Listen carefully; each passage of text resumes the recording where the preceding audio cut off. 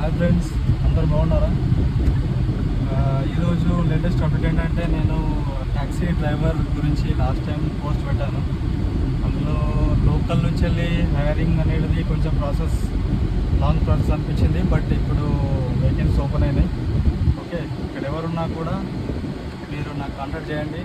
నేను కంపెనీలో జాయిన్ చేయించి లైసెన్స్ ఇప్పించి డ్యూటీ ఎక్కించేంత వరకు నా బాధ్యత పూర్తిగా తీసుకుంటాను.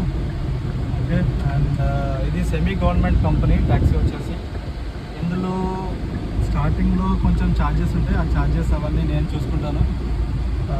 ఇనిషియల్లీ వాళ్ళు ట్రైనింగ్ ఇచ్చేసి అకామిడేషన్ ఇస్తారు.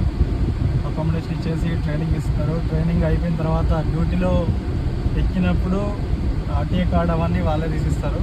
సో డ్యూటీ ఎక్కిన తర్వాత నుండి మీకు ఛార్జెస్ అనేది అకామిడేషన్కు 500 ఛార్జ్ చేస్తారు.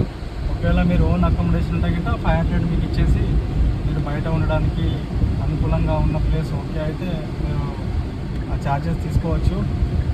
నెక్స్ట్ వచ్చేసి మీరు